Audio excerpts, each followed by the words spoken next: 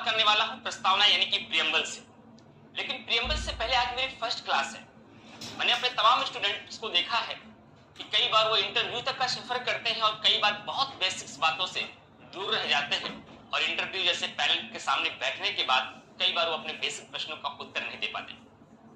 कई मैं ऐसे स्टूडेंट्स को जानता हूं कि इस मेंस से लिख रहे हैं और इंटरव्यू तक उन्होंने सफर तय किया है और लगातार इंटरव्यू दे भी रहे हैं, लेकिन कई बार उनको इस बात का डाउट होता है। हम अपनी पूरी पॉलिटी तो पढ़ लेते हैं, अपना पूरा कॉन्स्टिट्यूशन पढ़ लेते हैं, लेकिन जब हमसे कोई सवाल करता है what is the differences between the polity, politics and political science and constitution, इसका जवाब हमारे पास नहीं होता।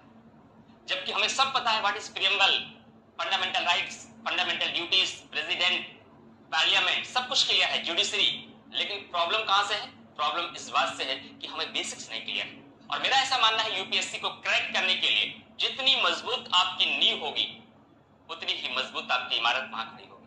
तो नींव को मजबूत होना बहुत जरूरी है। इसीलिए तो कहा जाता है एनसीईआरटी की प्रिपरेशन आपकी शुरू कहां से होती है? 6 to 12 के एनसीईआरटी से। 6 to 12 के एनसीईआरटी से ही आपकी इसकी प्रिपरेशन स्टार्ट होती है। तो ध्यान रखिएगा, आपको अपनी तैयारी के लिए चाहे जो भी सब्जेक्ट आप पढ़ते हो, हिस्ट्री, ज्योग्राफी, पॉलिटी, सब के लिए आपको इस बात का ध्यान रखना है कि आपका बेसिक्स एकदम क्लियर होना चाहिए। अगर बेसिक क्लियर नहीं है तो हमेशा आपको प्रॉब्लम्स होगी। कभी मेंस में प्रॉब्लम्स होगी, कभी इंटरव्यू में होगी, कभी प्रीलिम्स आपको परेशान करेगा। इसलिए मैं चाहता हूं कि आपको टॉप तक तो मैं पॉलिटी पढ़ाऊंगा, लेकिन साथ ही साथ मैं आपका बेसिक्स एकदम जीरो लेवल पे क्लियर करते हुए चलूंगा। और ये मान के मैं पॉलिटी पढ़ाऊंगा कि आज से ही मेरे साथ आपकी पॉलिटी की शुरुआत हो रही है। कई बार होता क्या है कि हमारी क्लास में बहुत सारे मैच्योर स्टूडेंट्स होते हैं, सीनियर स्टूडेंट्स होते हैं, लेकिन बहुत सारे बिगिनर्स भी होते हैं। और कई बार जब ये मान के पढ़ाया जाता है कि सारे स्टूडेंट्स को इतनी बातें तो पता होंगी, तो छोटे जो बिगिनर स्टूडेंट्स होते हैं उनके पास कई बार बेसिक कॉन्सेप्ट उनका गड़बड़ हो जाता है। इसलिए मैं जीरो लेवल से लेकर के एकदम टॉप तक आपको एनालिसिस तक लेके चलूंगा कि यूपीएससी के प्रीलिम्स में कोई दिक्कत आपको ना होने पाए, क्योंकि सारी परीक्षाएं आगे लगी हुई हैं। हमारे पास केवल 3 मंथ के समय है और पॉलिटी की जिम्मेदारी मेरे कंधों पर है। आप अपने सारे सब्जेक्ट को पढ़िए, लेकिन पॉलिटी और करंट अफेयर में आपको कोई प्रॉब्लम नहीं होने दूंगा, ये मेरा प्रॉमिस है। बस आपको मुझे केवल डेली 2 घंटे का समय देना है बस। चलिए शुरुआत करते हैं इन्हीं बातों के साथ आज की क्लास की। तो पॉलिटी में मैं आज फ्रेंड्स सबसे पहले जो मैं शुरुआत करना चाहता हूं, प्रस्तावना की शुरुआत करूंगा। लेकिन प्रस्तावना की शुरुआत करने से पहले मैं चाहता हूं कि कुछ बेसिक बातों को आपको मैं थोड़ा सा डिस्कस करूं आप लोगों से। जैसे कि पॉलिटी को पढ़ने से पहले आपके पास कई शब्दावलियां आपके सामने आती है। जैसे कि पहला शब्द आता है कि पॉलिटी क्या है। दूसरा शब्द आपका जो आता है कि पॉलिटिकल साइंस क्या है। पॉलिटिकल साइंस क्या है। तीसरा शब्द जो आपके सामने आता है कि सर पॉलिटिक्स क्या है। और एक चौथा शब्द जिसको आप अक्सर कंफ्यूज होते हैं, जहां दो कंफ्यूजन आपको होता है कि कॉन्स्टिट्यूशन क्या होता है।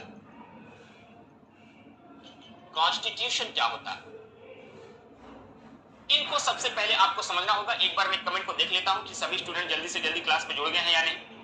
जितने भी जुड़ गए हैं, आपके पास जो भी प्लेटफॉर्म है, टेलीग्राम हो, व्हाट्सएप ग्रुप हो या और भी आपके जो दोस्तों का ग्रुप हो, सेशन को एक बार शेयर करते रहिए और भी दोस्तों को जल्दी से जल्दी क्लास में जोड़ते रहिए। फिर मैं आगे बढ़ता हूं अपनी क्लास की तरफ।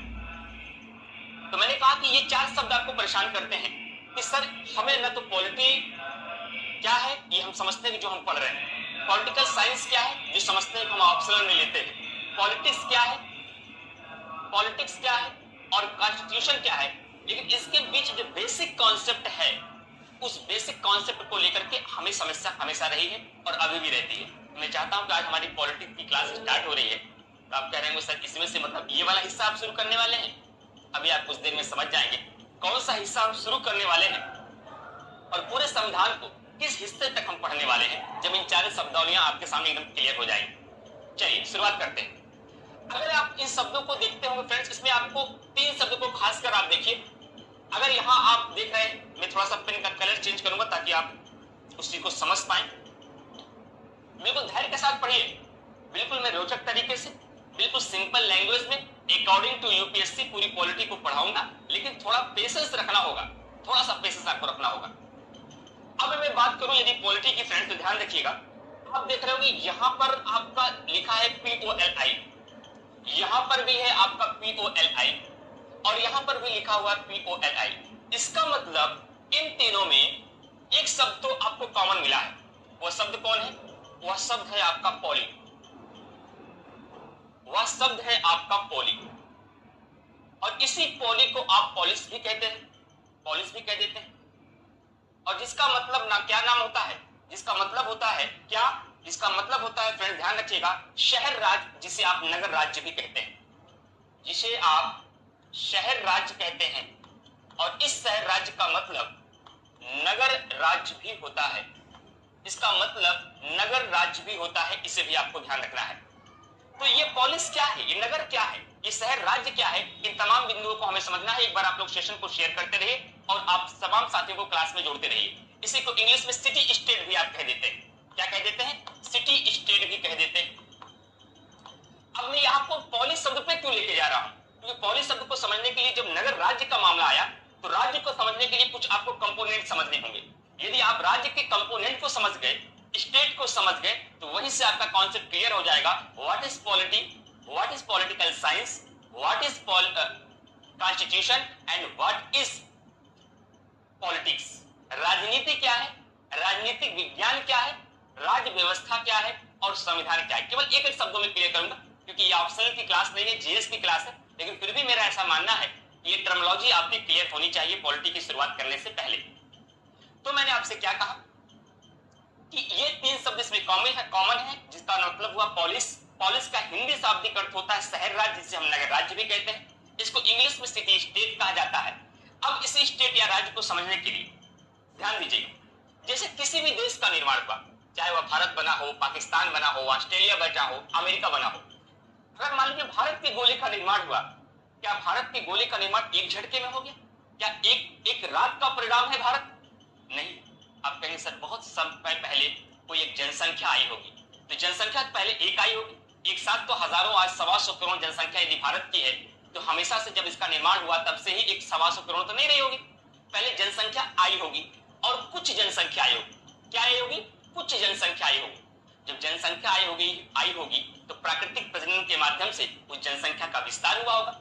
जनसंख्या धीरे धीरे बड़ी होगी और जनसंख्या जब धीरे धीरे बड़ी हुई होगी तो इसका मतलब एक सीमा के बाद उसको अपनी एक क्षेत्रफल का निर्धारण करने की आवश्यकता पड़ी होगी, कि अपनी एक सीमा का निर्धारण करने की आवश्यकता पड़ी होगी कि वो जनसंख्या किस क्षेत्र तक रहेगी। तो आपने देखा कि जब कभी भी किसी देश का निर्माण हुआ या किसी भी गोले का निर्माण हुआ तो पहला कंपोनेंट की क्या आवश्यकता पड़ी है? सबसे पहले वहां पहला कंपोनेंट आया जनसंख्या, जिसे आप इंग्लिश में कहते हैं पॉपुलेशन।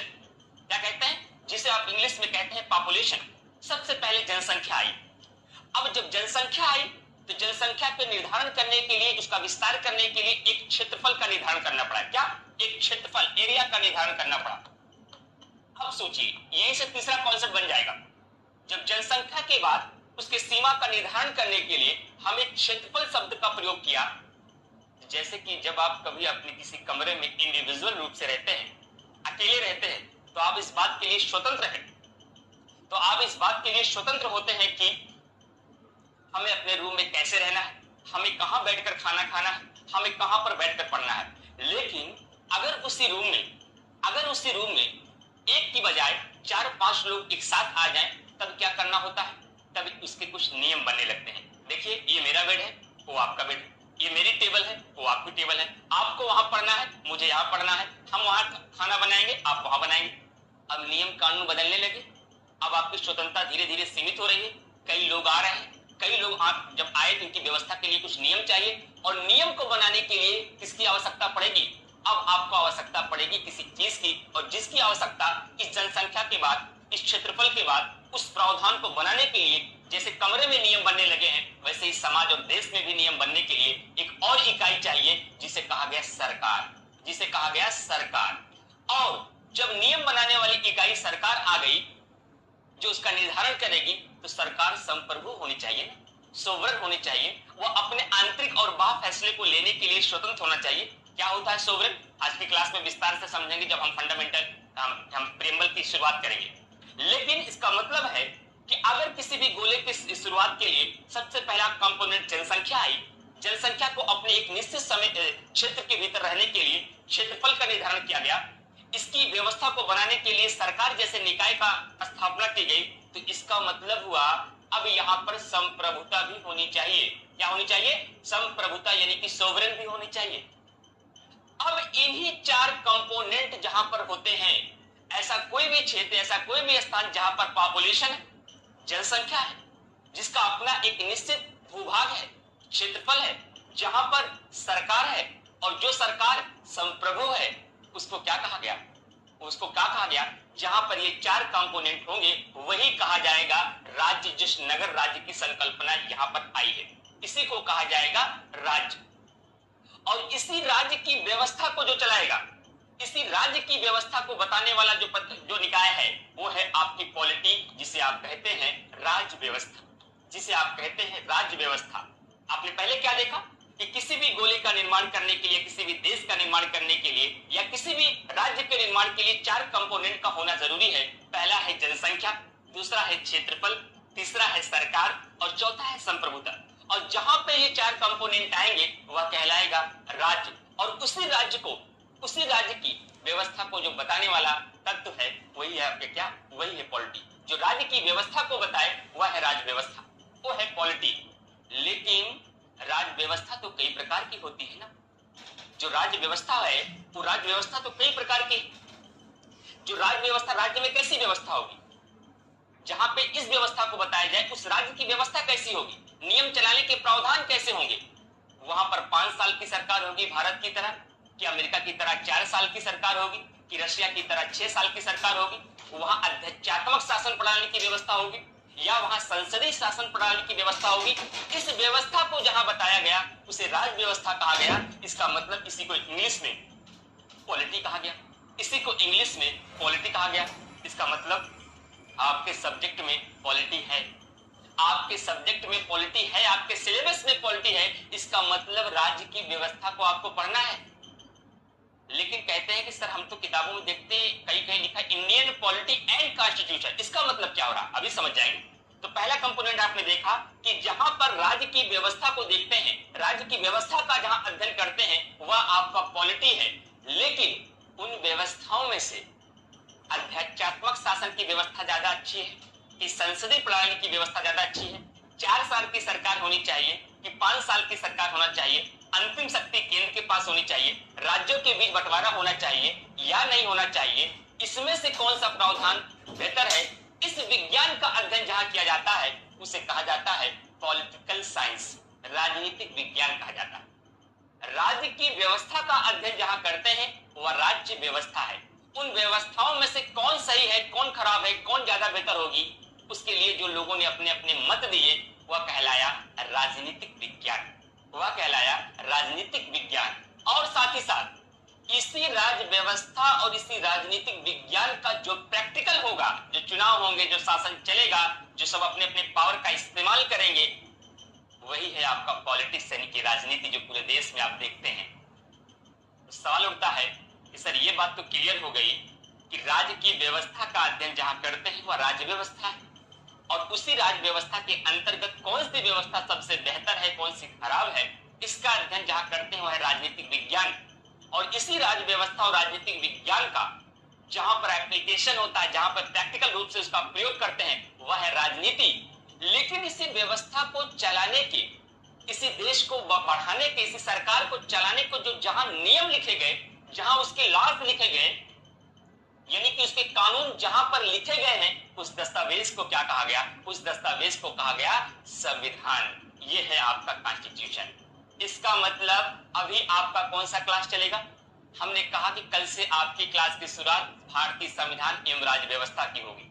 इसका मतलब राज्य की व्यवस्था किस प्रकार से होगी वो आपको मेरे साथ पढ़ना है, और उस राज्य की व्यवस्था के नियम कहां पर लिखे गए हैं, किस नियम में कौन सी बातें लिखी गई हैं, अनुच्छेद 52 क्या कहता है, अनुच्छेद 1 क्या कहता है, भाग 1 क्या कहता है, भाग 2 क्या कहता है, अनुसूची 1 में क्या लिखा है, अनुसूची 2 में क्या लिखा है, वो हम संविधान में पढ़ेंगे। लेकिन हमारे राज्य की पूरी व्यवस्था किस प्रकार से होगी, वो राज्य व्यवस्था होगी। इसलिए कहा गया हमारे सिलेबस में इंडियन पॉलिटी एंड कॉन्स्टिट्यूशन है, भारतीय राज्य व्यवस्था और संविधान। ये इतनी बेसिक बात है। संविधान की क्लास की शुरुआत में अगर इतनी भी बात न की जाए तो थोड़ा सा संविधान की बेइज्जती कहीं ना कहीं हो जाएगी। तो इसलिए मेरा ऐसा मानना था, जबकि मैं ये जानता हूं कि मेरे सामने जितने भी स्टूडेंट्स होंगे 90% लोगों का क्लियर भी होगा ये सारी बेसिक बातें, लेकिन फिर भी मेरा ये फर्ज बनता है कि हमारे सामने कुछ बिगिनर्स भी हैं जो अपनी तैयारी की शुरुआत भी कर रहे होंगे, तो उन बिगिनर्स के सामने कम से कम इतनी बेसिक बातों को किया जाए। यहाँ तक क्लियर हो गया? तो आपको अब ये समझ में आ गया। आज के बाद कोई आपसे सवाल पूछेगा तो आप इसका आंसर दे देंगे कि क्या है पॉलिटी, क्या है पॉलिटिकल साइंस, क्या है पॉलिटिक्स एंड क्या है कॉन्स्टिट्यूशन, और उसमें हमारे सिलेबस का हिस्सा क्या है। ऑप्शनल जब आप पढ़ेंगे तो आपको ये भी पढ़ना होता है कि उन सारे व्यवस्थाओं में से कौन सी व्यवस्था अच्छा है, पाश्चात्य दार्शनिक ने क्या कहा, भारतीय दार्शनिक ने क्या कहा, स्वतंत्रता कितनी प्रकार से है, संप्रभुता कितनी प्रकार की है, न्याय क्या होता है, उदारवाद क्या है, न उदारवाद क्या है, ये आप ऑप्शनल में पढ़ते हैं राजनीतिक विज्ञान। लेकिन जीएस में आपका राजनीतिक विज्ञान नहीं है, यहाँ पर आपका इंडियन पॉलिटी एंड कॉन्स्टिट्यूशन है, और उसी की शुरुआत मैं आज कर रहा हूं। और आज का पहला टॉपिक हमारा होगा प्रियम्बल, यानी कि संविधान की प्रस्तावना। और प्रस्तावना को लेकर यूपीएससी ने हमेशा हमेशा सवाल उठाया है।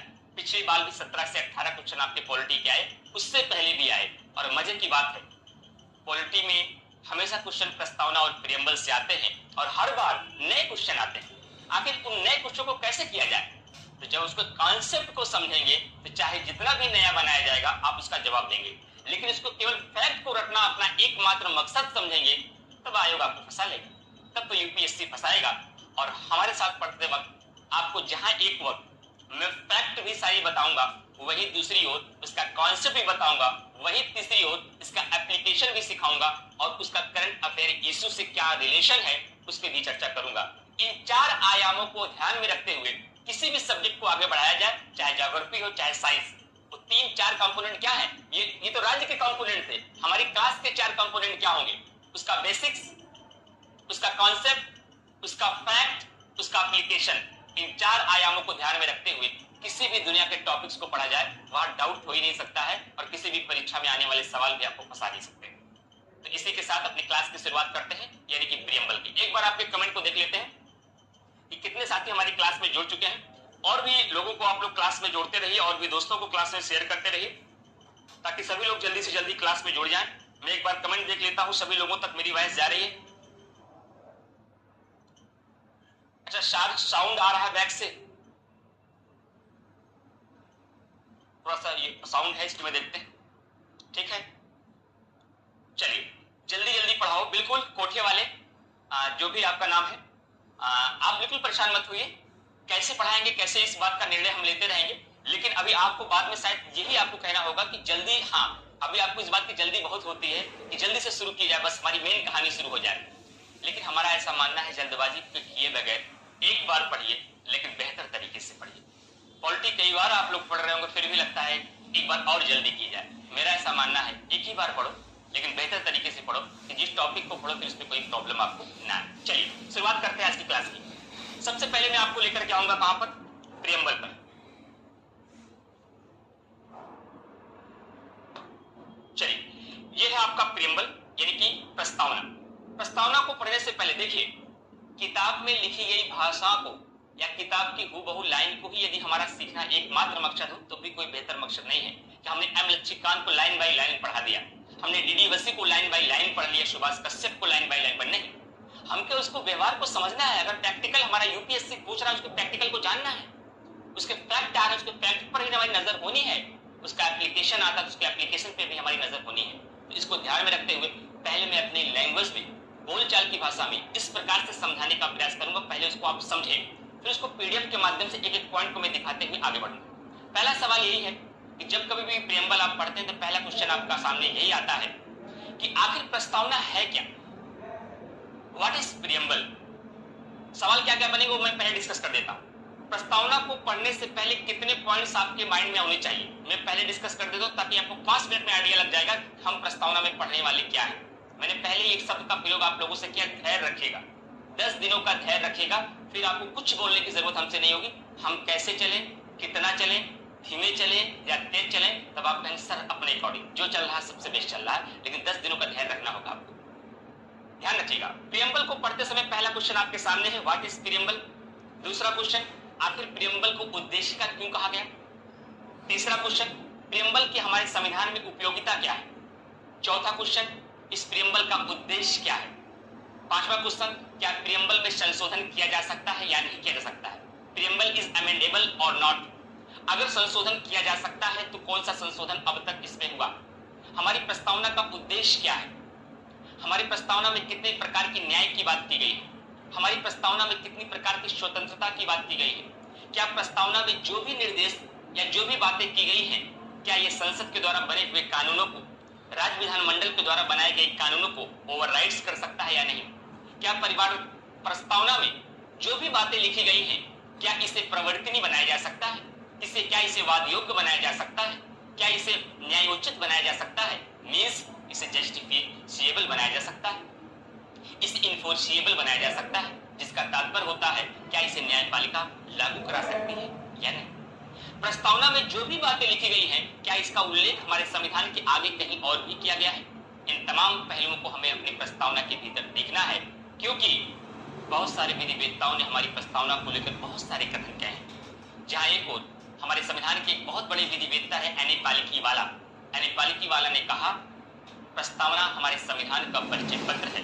हमारे प्रारूप समिति के सदस्य रहे अल्लादी कृष्णा स्वामी अय्यर ने कहा प्रस्तावना तो हमारे दीर्घकालिक सपनों का विचार है।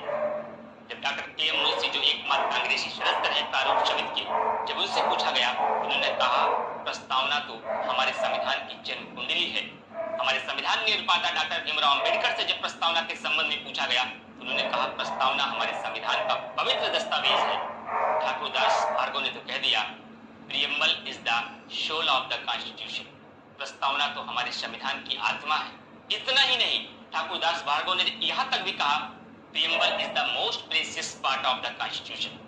इतने बड़े बड़े विधिवेत्ताओं ने यदि प्रस्तावना को इतना बड़ा लक़ब दिया है, आखिर क्या है ऐसी प्रस्तावना, क्यों हमारे प्रस्तावना को संविधान की आत्मा कह दिया गया, क्यों डॉक्टर भीमराव अंबेडकर ने प्रस्तावना को संविधान का पवित्र दस्तावेज कहा, क्यों अल्लादी कृष्णा स्वामी अय्यर ने हमारी प्रस्तावना को दीर्घकालिक सपनों का विचार कहा। इन तमाम सवालों का जवाब हम अपनी प्रस्तावना के भीतर देखेंगे। लेकिन शुरुआत करते हैं व्हाट इज प्रियम्बल।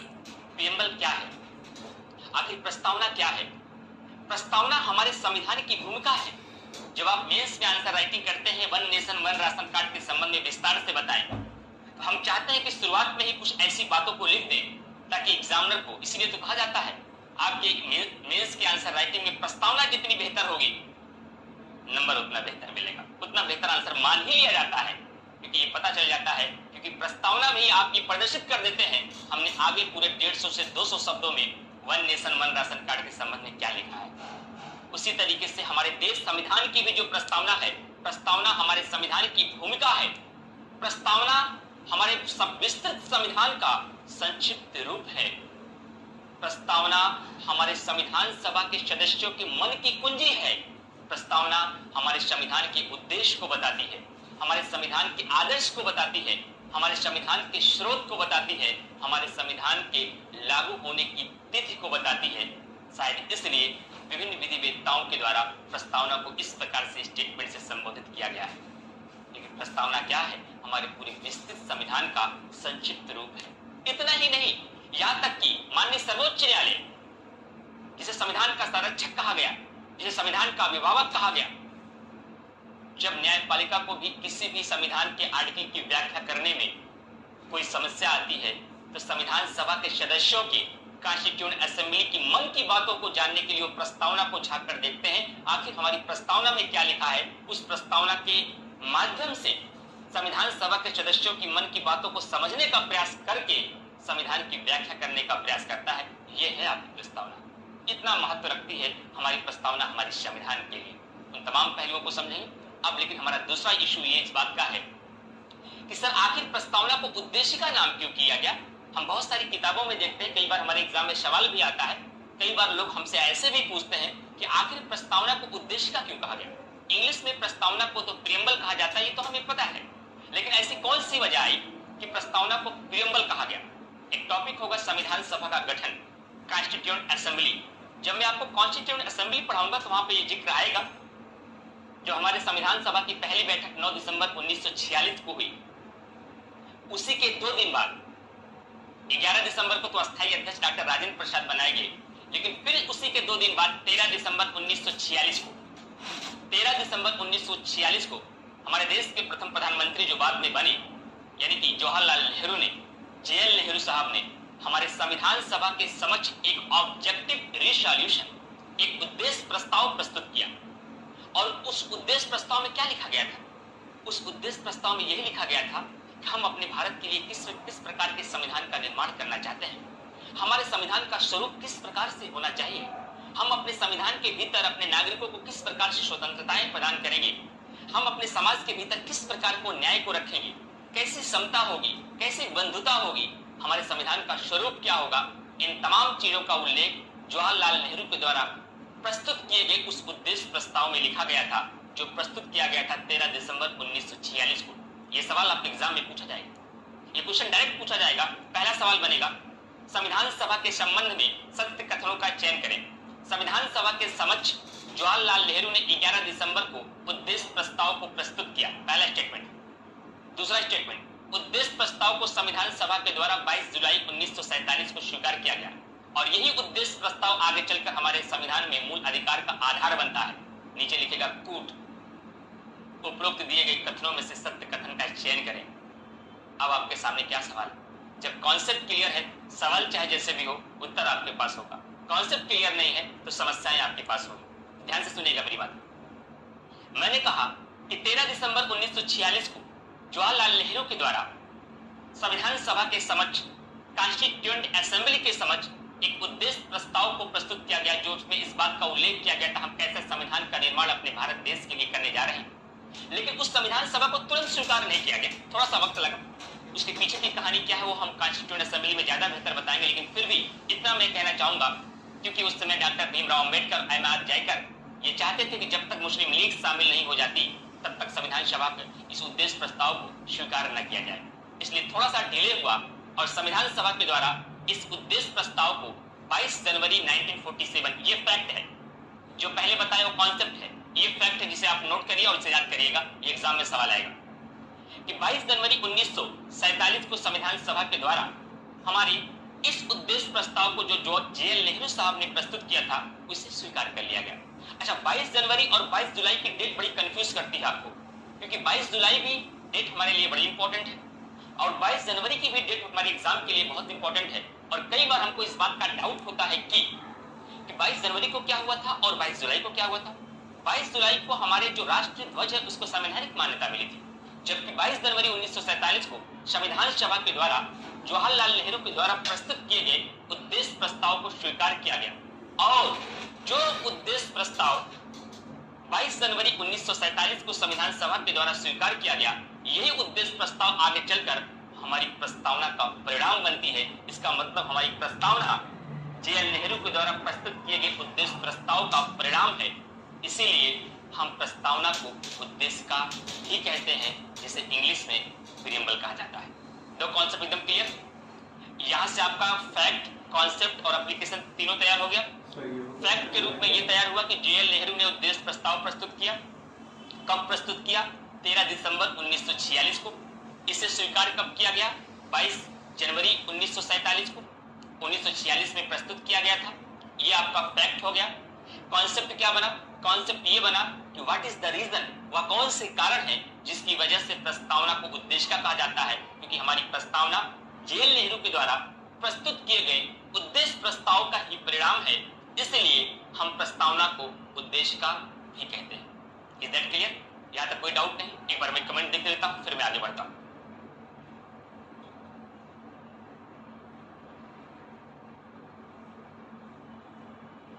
चलिए, अच्छा देखिए, एक चीज मैं पहले से बता देता हूं। क्लास को जब मैं समाप्त करूंगा, एक बार आपके कमेंट को मैं ले लूंगा, आपके कमेंट को ले लूंगा, क्योंकि देखिए फर्स्ट टाइम आप मुझसे पढ़ रहे हैं, तो हमारे पढ़ाने के तरीके से न परिचित हैं आप, न ही आप हमारी शैली से परिचित हैं, अभी थोड़ा टाइम लगेगा। लेकिन ऑनलाइन प्लेटफॉर्म में जब ऑफलाइन कक्षाएं होती हैं तो टीचर्स को इस बात का मौका होता है, किसी को कोई डाउट होगा तो पूछेगा। लेकिन ऑनलाइन में टीचर्स इस बात का जरूर ध्यान देते हैं कि एज अ स्टूडेंट किसी भी टॉपिक को डील करते समय क्या क्या मन में सवाल उठ सकते हैं। मैं आपको पहले दिन ही ये बात बता दे रहा हूं, मैं आपका टीचर के रूप में भी काम कर रहा हूं और आपके वकील के रूप में भी काम करूंगा। अब आप कहेंगे वकील के रूप में मेरे कैसे काम करेंगे? आपके किसी भी सेगमेंट से उठने वाले सवालों को मैं अपनी तरफ से सवाल उठाऊंगा कि अब ये बात मैं कह रहा हूं तो आपके मन में ऐसा सवाल उठाऊंगा और इस सवाल का जवाब ये होगा, ताकि अगर ये पॉसिबल है, ऐसा नहीं है, अगर टीचर चाहे तो पढ़ाने का यही सही मतलब भी है। अगर टीचर किसी टॉपिक को डील करे और बच्चे के मन में डाउट आ ही गया तो पढ़ाने का मतलब क्या हो। इसलिए धैर्य रखिएगा।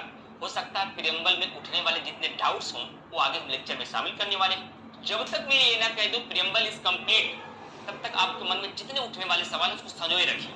हो सकता है उन सारे सवालों का जवाब आपको हमारे लेक्चर में शामिल होने वाला हो, हमारे लेक्चर में मिलने वाला हो। हाँ, इतना जरूर करेंगे, जब हम किसी टॉपिक को समाप्त करेंगे तो 15 से 20 मिनट का सेशन हम ले लेंगे, डाउट सेशन ले लेंगे। क्योंकि YouTube पर जहां 400-500 बच्चे एक साथ क्लास करेंगे, अगर मैं उन कमेंट को उठाकर बार बार डाउट्स को देखूंगा, इतनी तेज से कमेंट आते हैं, कब चले जाएंगे मैं देख भी नहीं सकता।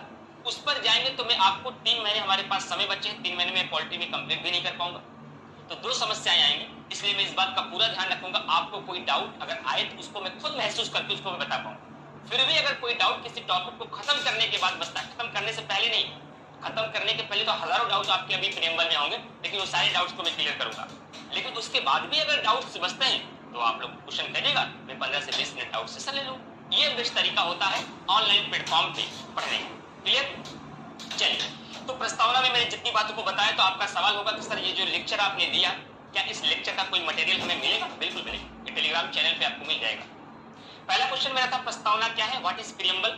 तो प्रस्तावना संविधान के लिए, अब यहाँ पे मेंशन कर दे रहा हूं, लेकिन पहले मैं ये दिखाता ना तो आपको ये देखते ही आप मेरे लेक्चर पर ध्यान नहीं देते, क्योंकि किताब में ऐसी कोई बात नहीं है जो नहीं लिखा गया है। जितनी मैंने बताई सब लिखा गया है। अगर किताब को लिखी हुई बातों को ही लाना एक मकसद होता तो एमएसपी का घर पे लाकर रख लिया जाता, किताबें सारी सजा ली जाती, नोट्स सब अवेलेबल करा लिए जाते, खत्म। लेकिन ये मकसद नहीं है ना, क्योंकि एग्जामिनेशन हॉल में आपके साथ केवल आपका माइंड जाएगा और कुछ नहीं जाएगा। तो जो अपने माइंड में आप समझे रहेंगे उसी के अकॉर्डिंग आप लास्ट टाइम एग्जामिनेशन हॉल में आंसर देंगे। इसलिए आपकी नैतिक जिम्मेदारी बनती है। देखिए, थोड़ा सा हमारा तेवर अलग हो सकता है, तरीका अलग हो सकता है, प्रोसेस अलग हो सकता है, लेकिन ये प्रोसेस आपको यूपीएससी के लिए सबसे ज्यादा बेनिफिशियल लगेगा, ये मेरा क्लेम है आपसे।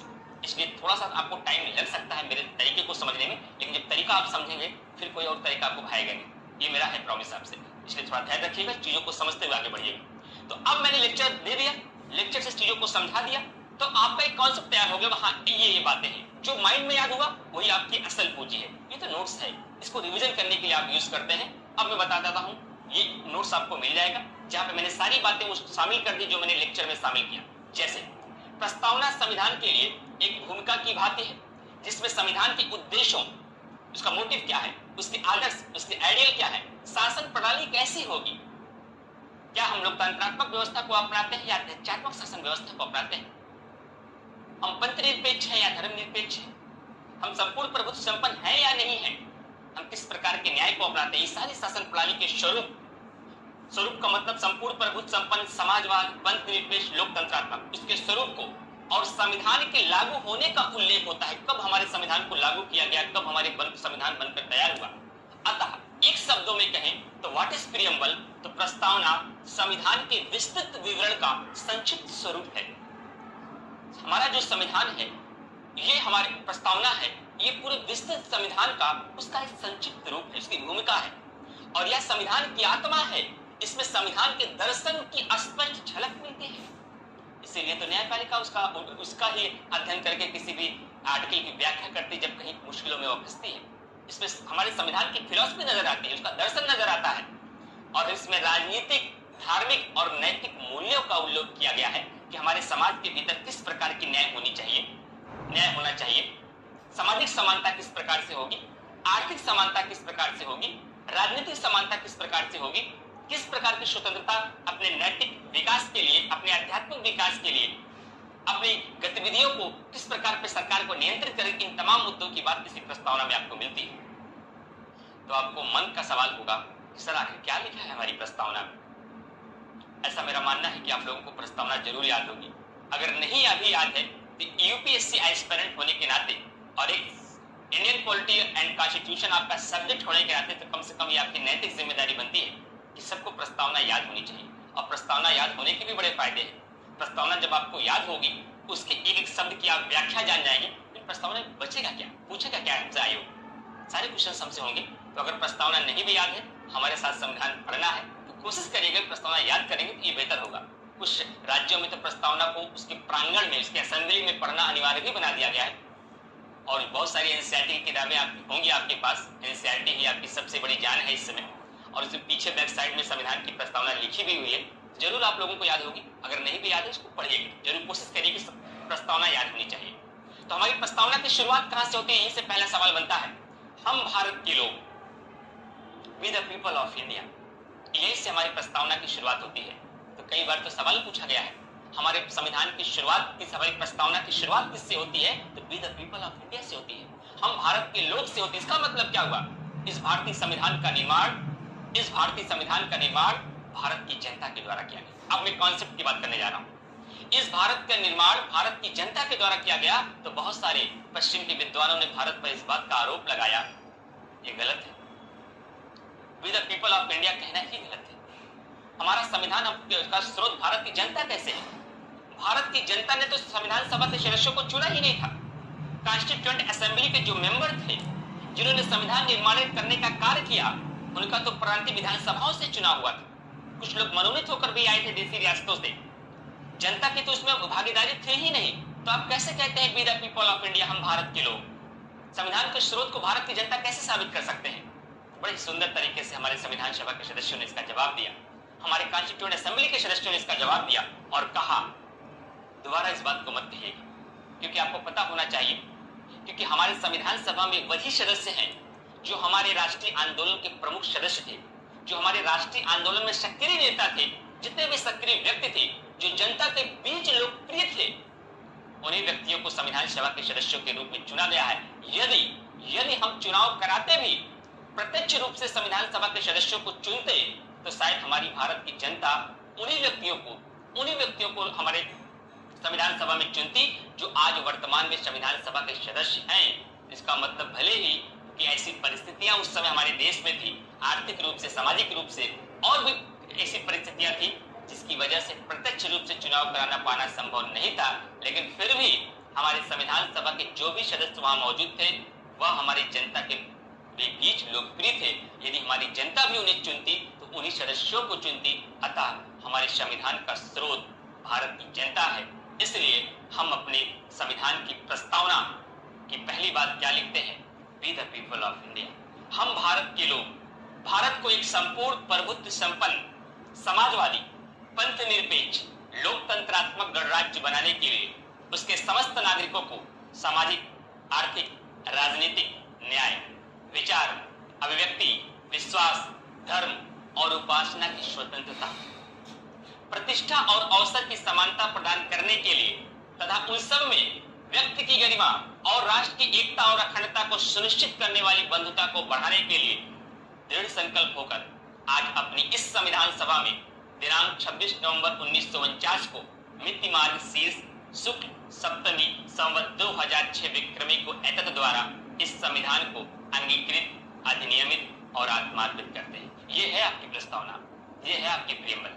और इन्हीं प्रियम्बल को क्या याद करना और पढ़ना एक मकसद है? नहीं। इस प्रियम्बल के, इस प्रस्तावना के एक एक शब्द की यदि व्याख्या को आप समझ गए, आखिर ये 3 प्रकार की न्याय का मतलब क्या है, व्हाट इज मीन्ड बाय सामाजिक, आर्थिक, राजनीतिक, social, economical and political justice, ये कैसे न्याय की बात करता है, ये हमारे प्रस्तावना हमें कितने प्रकार की स्वतंत्रता को प्रदान करता है, इन तमाम पहलुओं को हमें सबसे पहले देखना है, लेकिन प्रस्तावना के साथ। क्लियर हो यहां तक बातें? अब मैं आगे बढ़ता हूं, इन प्रस्तावना में लिखे गए एक एक शब्दों का मैं डिस्कस करता हूं। चलिए आगे बढ़ता हूं फ्रेंड्स। अब इसके आगे चलूं फ्रेंड्स तो ध्यान दीजिएगा।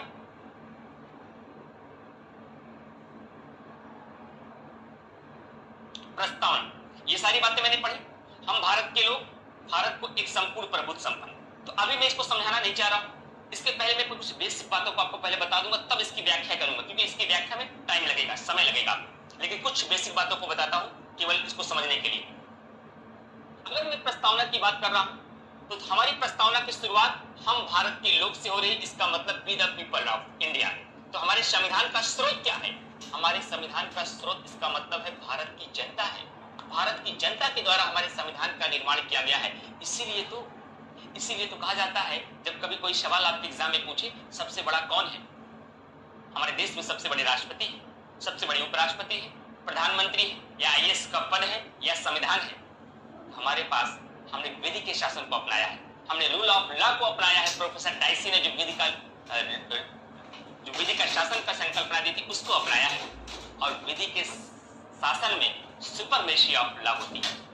हम बताएंगे जब आपको आर्टिकल 14 को पढ़ाएंगे तब बहुत विस्तार से बताएंगे प्रोफेसर डाइसी ने क्या बताया है विधि के शासन में।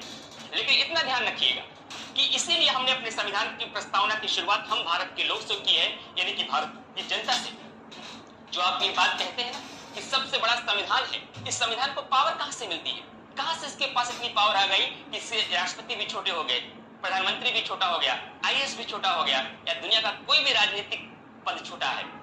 क्योंकि इस संविधान को ताकत हमारी जनता से मिलती है। इसकी ताकत का जो स्रोत है वह हमारी जनता है, और हमारी जनता ने इस संविधान का निर्माण किया गया है, और उसी के अकॉर्डिंग सब है, उसी के नीचे सब है। उसके बाद क्या कहा गया? भारत को एक संपूर्ण प्रभुत्व संपन्न, सोवरेन, समाजवादी, सोशलिस्ट, पंथनिरपेक्ष, सेकुलर, लोकतंत्रात्मक, डेमोक्रेटिक गणराज्य, रिपब्लिक बनाने के लिए तथा उसके समस्त नागरिकों को, ये हमारे संविधान का स्वरूप है। अभी हम प्रस्तावना के तत्व बताएंगे तो प्रस्तावना के तत्व में एक एक शब्द की व्याख्या करेंगे। प्रस्तावना यूं ही आसानी से नहीं खत्म करने वाले हैं। प्रस्तावना पढ़ने के बाद अगर दोबारा फिर प्रस्तावना पढ़नी पड़े तो कोई मतलब नहीं है प्रस्तावना पढ़ने की। ये आपका लास्ट होना था प्रीलिम्स के लिए, मेंस के लिए तो फिर से पढ़ना पड़ेगा, क्योंकि प्रीलिम्स मैंने आपका टारगेट रखा है। तो प्रीलिम्स के लिए आपको दोबारा कहीं भटकना नहीं पड़ता। यूपीएससी का कोई ऐसा सवाल नहीं होगा जो आपसे सॉल्व नहीं होगा, मैं क्वेश्चन भी सॉल्व कराने का प्रयास करूंगा। तो हमारे संविधान का स्वरूप कैसे होगा? ये सोवरेन है, सोशलिस्ट है, सेकुलर है, डेमोक्रेटिक है, रिपब्लिक है। इसका मतलब क्या होता है ये मैं समझाऊंगा। अभी पहले प्रस्तावना को बस हम लोग बिल्कुल थॉरली रीड कर लेते हैं। उसके बाद हमारी प्रस्तावना में 3 प्रकार के न्याय, सामाजिक, आर्थिक और राजनीतिक न्याय का उल्लेख किया गया। एकदम विस्तार से बताएंगे क्या होता है सामाजिक न्याय, क्या होता है आर्थिक न्याय, क्या होता है राजनीतिक न्याय। उसके बाद विचार, अभिव्यक्ति, विश्वास। विचार का मतलब आपका जो भी थॉट है, अभिव्यक्ति, एक्सप्रेशन, विश्वास, बिलीफ, धर्म, रिलीजन, उपासना, वर्शिप। इस प्रकार से 5 प्रकार की स्वतंत्रता मिली है आपको प्रस्तावना में। और प्रस्तावना में 3 प्रकार के न्याय आपको दिए गए। सवाल पूछा गया, एक बार आयोग के द्वारा ही सवाल पूछा गया।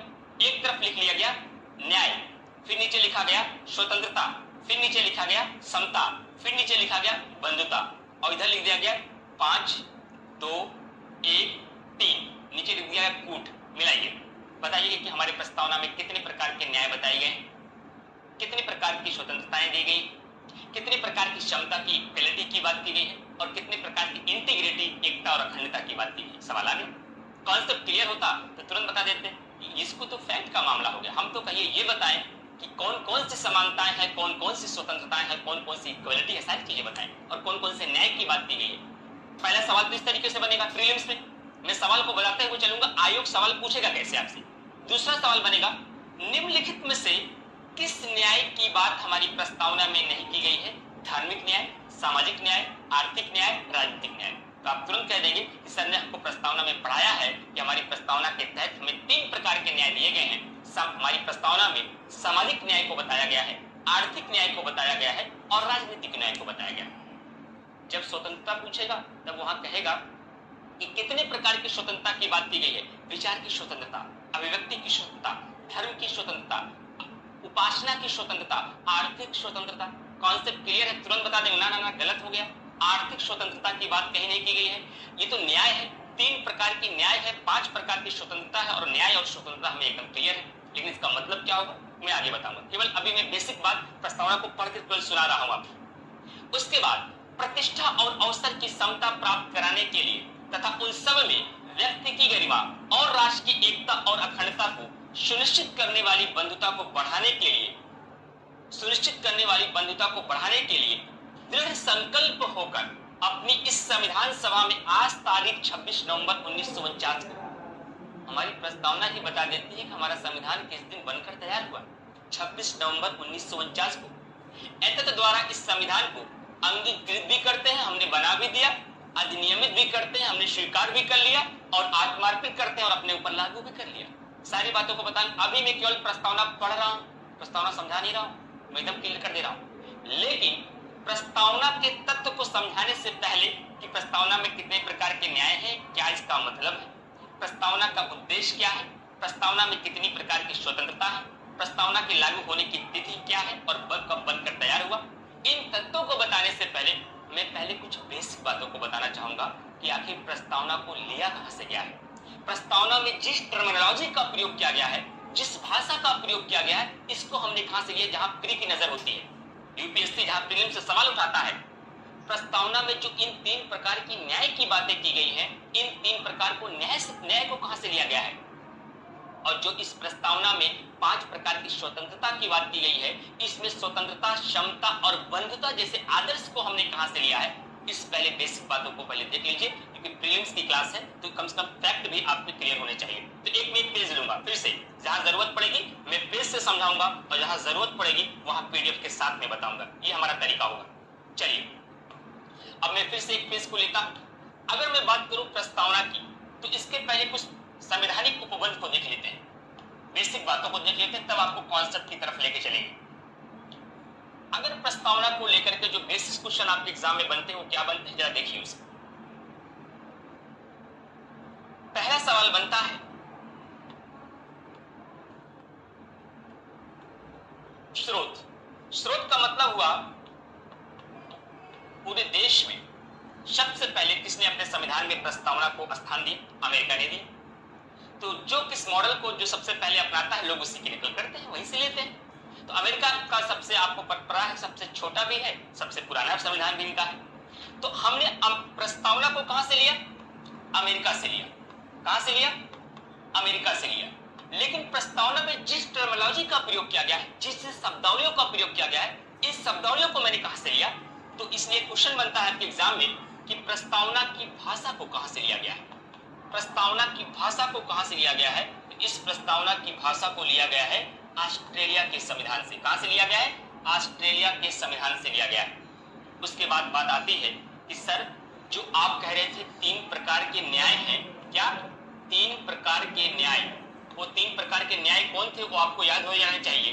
पहला न्याय था आपका सामाजिक न्याय, सामाजिक न्याय। दूसरा न्याय क्या था आपका, आर्थिक न्याय। और तीसरा न्याय क्या था आपका, अभी मैं बताऊंगा ये न्याय कैसा न्याय है। क्या ये न्याय जस्टिस वाला न्याय है या इस न्याय का मतलब इक्वालिटी है, इसका मैं विश्लेषण करूंगा कल की क्लास में, परेशान मत होइएगा। सामाजिक न्याय, आर्थिक न्याय और आपका हो जाएगा राजनीतिक न्याय। राजनीतिक न्याय, इन 3 प्रकार की न्याय को हमने कहां से लिया है। तो इसका आंसर होगा रूस की क्रांति से लिया है। कहां से लिया है, रूस की क्रांति से लिया है। उसके बाद तीसरा सवाल, चौथा क्वेश्चन यहां से बनता है कि हमारे प्रस्तावना में स्वतंत्रता, फ्रीडम, स्वतंत्रता, क्षमता, इक्वलिटी, बंधुता, फ्रेटर्निटी, जो हमारे प्रस्तावना में स्वतंत्रता, क्षमता और बंधुता जैसे शब्दों का प्रयोग किया गया है, इस आदर्श को हमने कहां से लिया।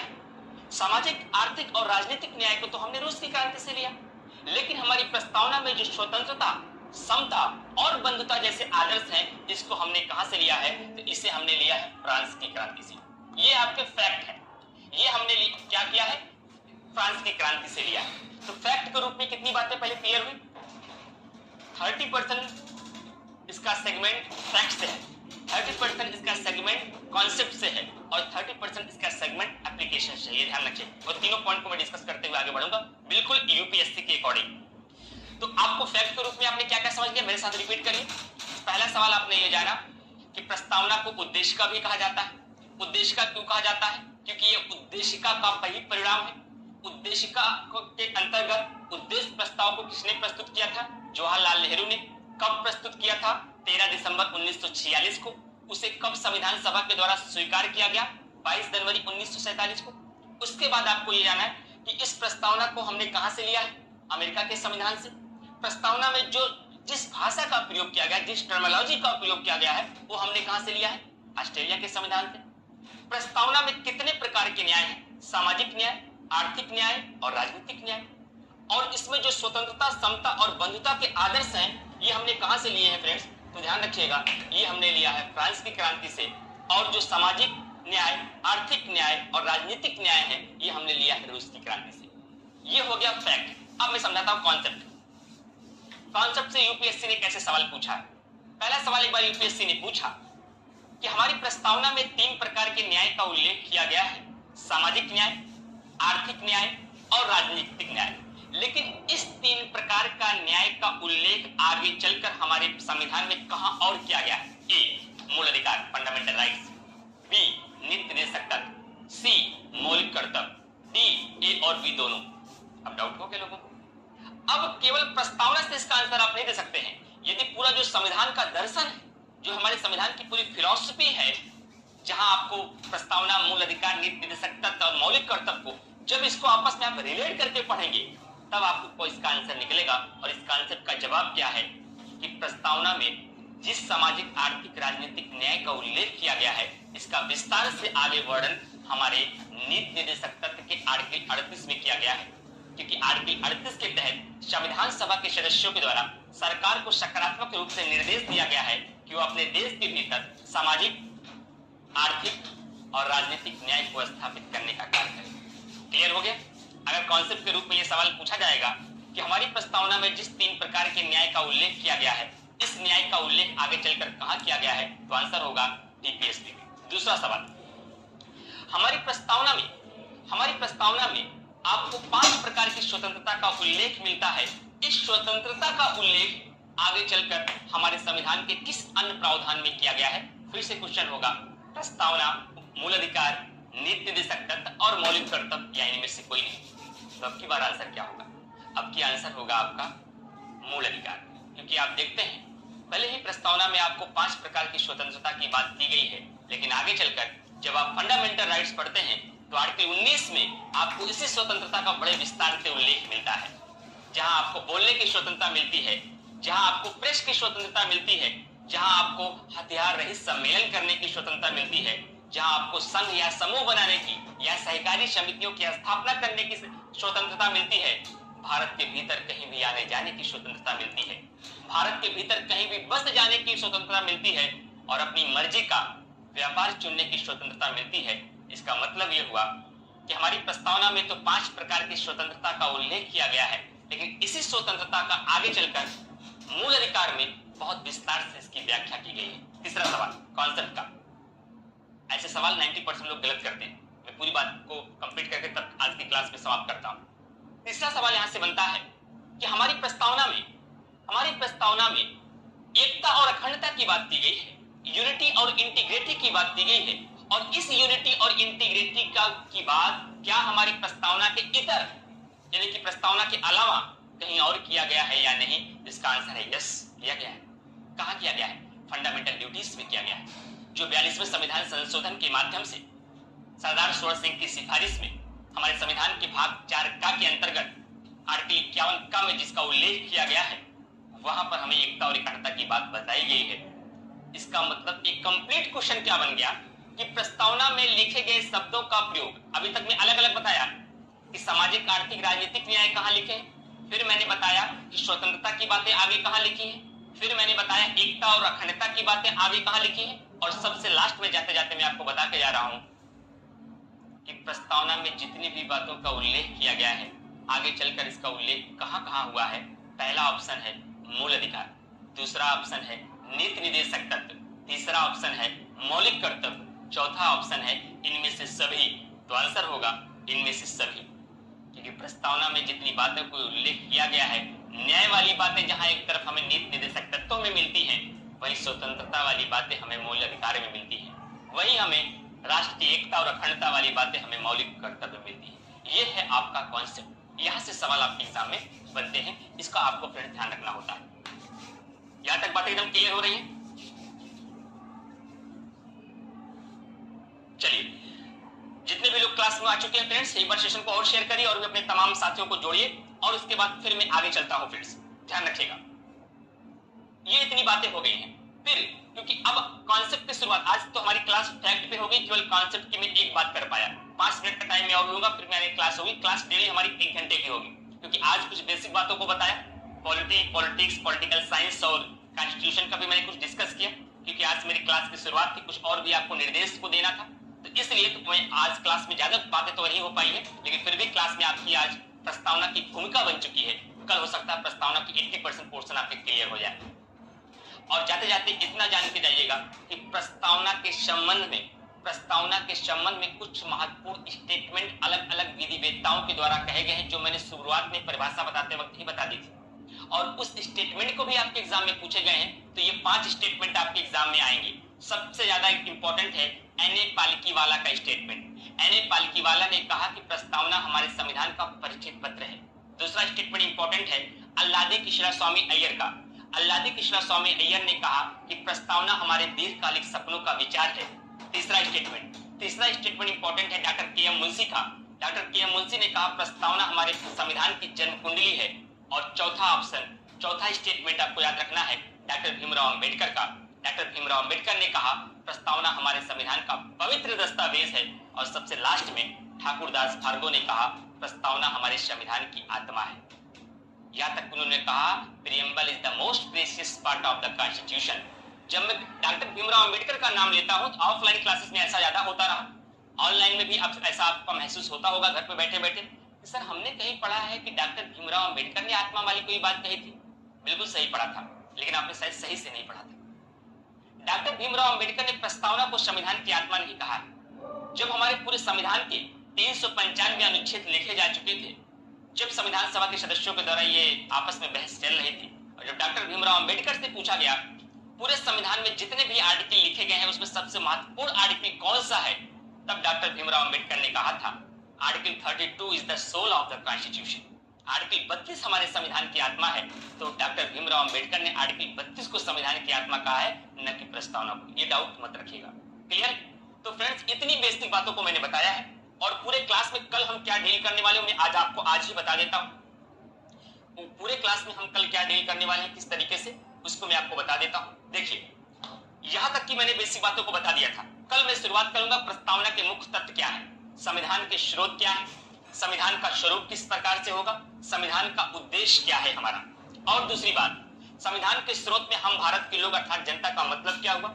संविधान के स्वरूप में संपूर्ण प्रभुत्व संपन्न बताया गया है, सोवरेन का मतलब क्या होता है, समाजवादी का मतलब क्या होता है, हमारे प्रस्तावना का समाजवाद कैसा समाजवाद है, क्या ये कार्ल मार्क्स का समाजवाद है, क्या ये गांधी और नेहरू की विचारधाराओं से प्रभावित समाजवाद है, क्या ये लोकतांत्रिक समाजवाद है। और इस समाजवाद के लिए डी.एस. नकारा के केस में 1982 में न्यायपालिका ने समाजवाद के, हमारी प्रस्तावना के समाजवाद के क्या तत्व बताए हैं, कौन से एलिमेंट बताए हैं, उसका भी कल डिस्कशन करेंगे। पंथ निरपेक्ष का मतलब क्या होता है, क्या पंथ निरपेक्ष हमारे मूल संविधान में था या इसे संविधान संशोधन के माध्यम से जोड़ा गया, या हमारे प्रस्तावना में संशोधन किया जा सकता है या नहीं, संविधान में संशोधन के लिए कौन कौन से महत्वपूर्ण केसेस आए हैं, कौन कौन से महत्वपूर्ण वाद हैं, उनको भी देखेंगे। लोकतंत्रात्मक क्या है, गणराज्य क्या है, इन सारी बातों की पहले व्याख्या करेंगे। फिर आपको हमारी प्रस्तावना के में संविधान का जो उद्देश्य बताया गया है, वो 3 प्रकार के न्याय क्या होते हैं, ये 5 प्रकार की स्वतंत्रता क्या है, प्रतिष्ठा और अवसर की समता क्या है, व्यक्ति की गरिमा का मतलब क्या होता है, राष्ट्र की एकता और अखंडता को क्यों प्रस्तावना में जोड़ा गया, इन तमाम पहलुओं पर कल हम डिस्कस करेंगे क्लास में।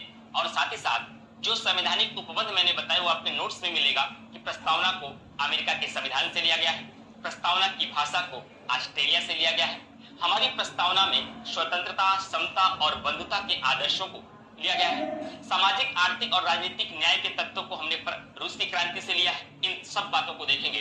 उसके बाद आखिर प्रस्तावना को उद्देश्य का क्यों कहा जाता है, जो मैंने आज ही बता दिया, और साथ ही साथ कि प्रस्तावना परिवर्तनीय संशोधनी है या नहीं, whether the preamble is amendable और नॉट, इसका भी हम विस्तार से उन केसेस के साथ इसका डिस्कशन करेंगे। तो आपको ये भी आइडिया लग गया आज की क्लास में हमने पढ़ा क्या और कल की क्लास में होने वाला क्या। आज फ्राइडे है, फ्राइडे के दिन मेरी कुछ स्पेशल क्लासेस होती है। जितने भी लोग क्लास में हैं, तो ये चैनल आपका जो है अनअकैडमी, ये आपका लेट्स क्रैक यूपीएससी सीएसटी है। मैं अनअकैडमी यूपीएससी हिंदी पर 3 से 4 डेली करंट अफेयर पढ़ाता हूँ। आज भी आपकी क्लास होगी तो 3 से 4 करंट अफेयर होती। आज वहां 2 से 3 जनगणना का लास्ट क्लास में पढ़ाऊंगा, और रात को 9:30 से 10:30 बजे उसी चैनल पे मेरा इंटरनेशनल ऑर्गेनाइजेशन का स्पेशल क्लास होगा। और आज के सेशन में इंटरनेशनल ऑर्गेनाइजेशन में मैं सार्क G7 और G20 को लेकर कुछ बेसिक बातें और उसके मेंस में कैसे क्वेश्चन बनेंगे, उन तमाम बिंदुओं को लेकर चर्चा करूंगा। तो जितने भी साथी यहाँ क्लास में हैं, तो केवल आपको दूसरे चैनल पे जाना है, रहना है अनअकैडमी पर ही। तो उस चैनल पे आकर ही आप लोग रेगुलर करंट अफेयर की क्लास करिए। करंट अफेयर सबसे बड़ी बैकबोन है यूपीएससी की, और करंट अफेयर पर किसी